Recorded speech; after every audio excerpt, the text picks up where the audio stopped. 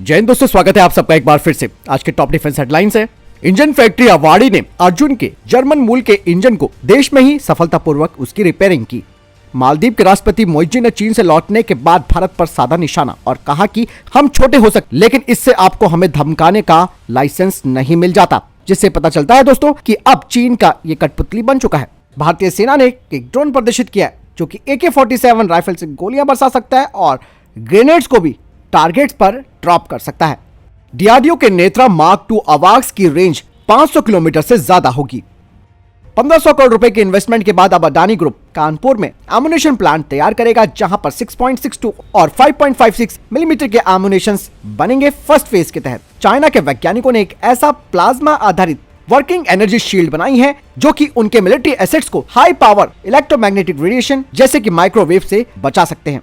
भारत के आकाश next generation missile की range है 80 किलोमीटर और जल्द ही अब इस मिसाइल के यूजर ट्रायल्स किए जाएंगे।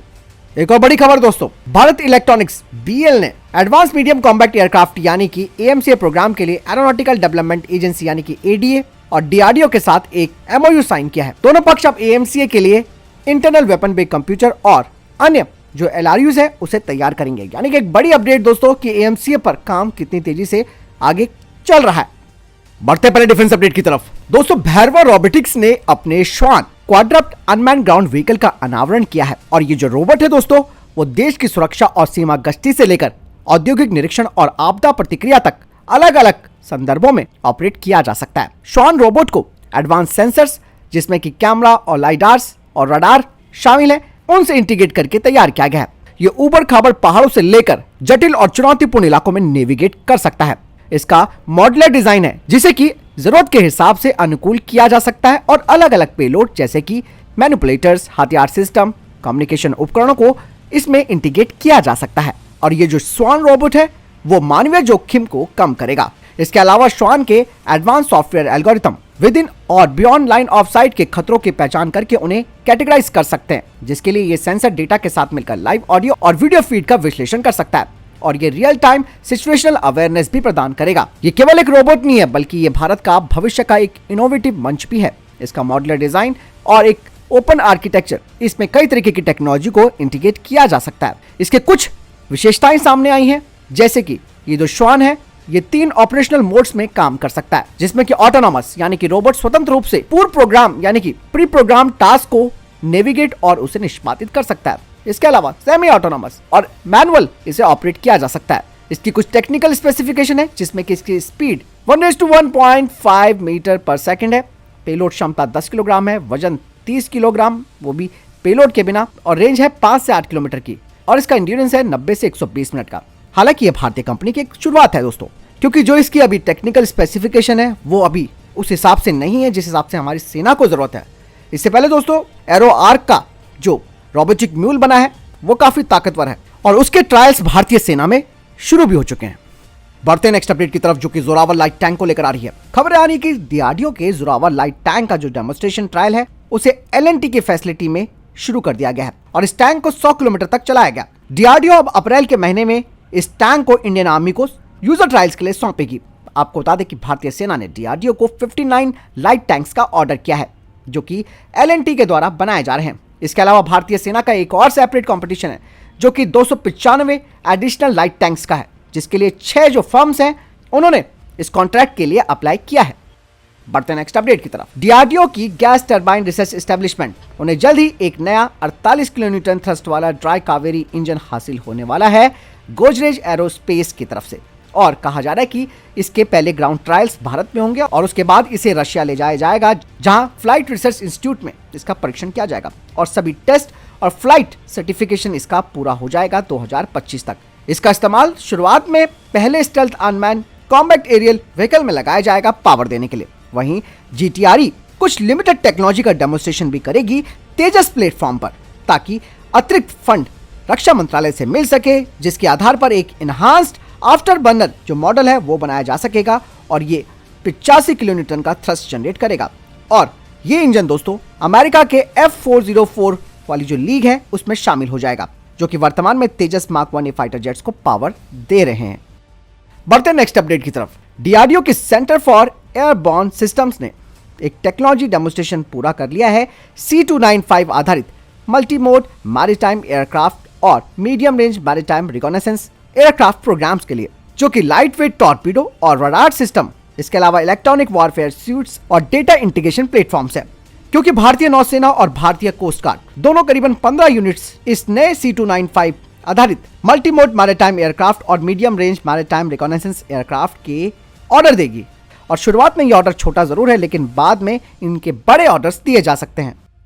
बढ़ते हैं नेक्स्ट अपडेट की तरफ। अडानी ग्रुप हैदराबाद में अगले 2 से 3 वर्षों में करीबन 1500 करोड़ रुपए का इन्वेस्टमेंट कर रहा है, जिसका लक्ष्य मिसाइलों और मानव रहित वाहनों का निर्माण करना है। अडानी डिफेंस एंड एरोस्पेस के सीईओ ने बताया कि उनकी कंपनी एक्टिवली इस पूरे प्रोग्राम में पार्टिसिपेट करेगी और साथ ही डीआरडीओ के साथ मिलकर वे काम करेंगे और काउंटर ड्रोन सिस्टम को भी तैयार करेंगे। अडानी ग्रुप के द्वारा कहा गया है कि हैदराबाद में लंबी दूरी की मिसाइलें, नौसैनिक मिसाइलें, next generation anti radiation missile और रुद्रम 2 हाइपरसोनिक मिसाइलें यहां बनाई जाएंगी। यही कंपनी ने कहा कि जमीन और पानी के लिए मानव रहित प्रणाली अडानी समूह का अगला फोकस क्षेत्र रहेगा। चलिए बढ़ते नेक्स्ट अपडेट की तरफ। दोस्तों, इस साल गणतंत्र दिवस परेड में भारतीय सेना की तरफ से भारत निर्मित जो हथियार हैं उन्हें प्रदर्शित किया जाएगा, जिसमें कि प्रचंड हेलीकॉप्टर, पिनाका मल्टीपैरा rocket launcher, Nag anti tank मिसाइलें शामिल हैं। और आप सब जानते हैं कि गणतंत्र दिवस के मौके पर फ्रांस के राष्ट्रपति इमैनुअल मैक्रोन देश के मुख्य अतिथि होंगे। बताया जा रहा है कि हथियार प्रणालियों में T-90 tank, PMP-2 drone jammer, मध्यम दूरी की सतह से हवाई मार करने वाली मिसाइल और मल्टी फंक्शन रडार भी इस परेड का हिस्सा बनेंगे। बढ़ते नेक्स्ट अपडेट की तरफ। दोस्तों, आप सब जानते हैं कि भारत के पास 50 हेरॉन MKI जो UAV हैं वो सेना, नौसेना और भारतीय वायुसेना में सर्विस में है, लेकिन अब इनमें एक महत्वपूर्ण अपग्रेडेशन किया जाएगा।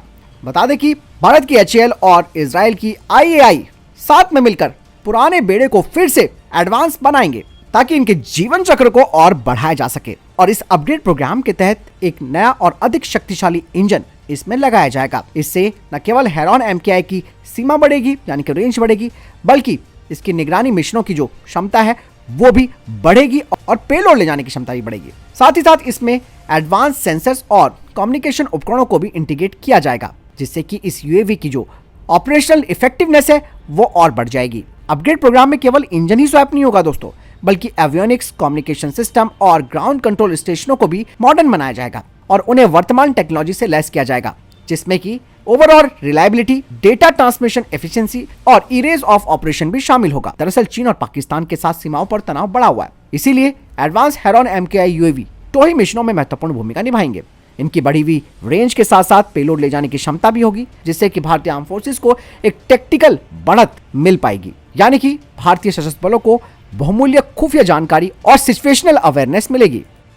बढ़ते नेक्स्ट अपडेट की तरफ। विदेश मंत्री एस जयशंकर जी ने साफ तौर पर कह दिया है कि चाइना के साथ भारत के संबंध LAC पर अभी ठीक नहीं चल रहे हैं, और यही बात अभी कुछ दिनों पहले सेना प्रमुख जनरल मनोज पांडे ने भी कही थी। एस जयशंकर ने भारत चीन संबंधों पर एक बड़ा जवाब दिया है। उन्होंने कहा कि जब तक आप सीमा से जुड़े मुद्दे का कोई समाधान नहीं निकालेंगे और अगर सेनाएं इसी तरीके से आमने सामने रहेंगी और तनाव रहेगा, तो आपको ये उम्मीद नहीं करनी चाहिए कि बाकी के जो रिश्ते हैं, खासकर कि बिजनेस और दूसरी चीजें सामान्य तरीके से चल पाएंगी। उन्होंने कहा कि इस वक्त जो LAC पर तनाव बना हुआ है, इस बात को मैं स्वीकार करता हूं और इसमें कोई हिचक नहीं है, और ये सब चाइना की तरफ से ही किया गया है। चलिए बढ़ते नेक्स्ट अपडेट की तरफ। दोस्तों, भारतीय सेना एक बार फिर से जम्मू कश्मीर में आतंकवाद को खत्म करने के लिए ऑपरेशन सर्वशक्ति शुरू कर चुकी है। आपको बता दें कि लगातार आतंकी गतिविधियां बढ़ रही हैं और पाकिस्तान की तरफ से लगातार इन आतंकियों को भेजा जा रहा है, जिसे देखते हुए ऑपरेशन सर्वशक्ति को भारतीय सेना को शुरू करना पड़ा है। यह ऑपरेशन केंद्र शासित प्रदेश में पीर पांजाल पर्वत श्रृंखला के दोनों किनारों पर आतंकवादियों को निशाना बनाएगा, जहां श्रीनगर स्थित चिनार कोर के साथ साथ नगरोटा मुख्यालय वाली व्हाइट नाइट कोर की संरचनाएं एक साथ ऑपरेशन को अंजाम देंगी। यानी इसमें Jammu Kashmir police, CRPF, special operation group और खुफिया एजेंसियां केंद्र शासित प्रदेश में मिलकर काम करेंगी। पाकिस्तान को एक बार फिर से एयर स्ट्राइक का डर लगने लगा है। ऐसे में पाकिस्तान की तरफ से गिदड़ भपकी भारत को आई है, जिसमें कहा जा रहा है कि अगर भारत की तरफ से ऐसा कुछ होता है तो पाकिस्तान इसका जबरदस्त तरीके से जवाब देगा। हाल ही में पाकिस्तानी सेना ने एक एयर डिफेंस एक्सरसाइज की है, जिससे पता चलता है कि इनको काफी डर लग रहा है। इस एक्सरसाइज का नाम बायजात 3 2024 है, और इस एक्सरसाइज के दौरान दोस्तों पाकिस्तानी आर्मी के चीफ असीम मुनीर भी थे। इस दौरान पाकिस्तान ने एयर डिफेंस की अपनी परीक्षण की है। इस दौरान कई सारे हथियारों का पाकिस्तान ने परीक्षण किया है। तो फिलहाल दोस्तों ये थे अभी तक के टॉप डिफेंस अपडेट्स। वीडियो के सामने कोई प्रश्न जवाब आपको कोई सवाल है कमेंट सेक्शन में लिखकर जरूर पूछ सकते हैं। मिलता हूं नए वीडियो के साथ, चैनल जरूर सब्सक्राइब कीजिएगा। जय हिंद, वंदे मातरम।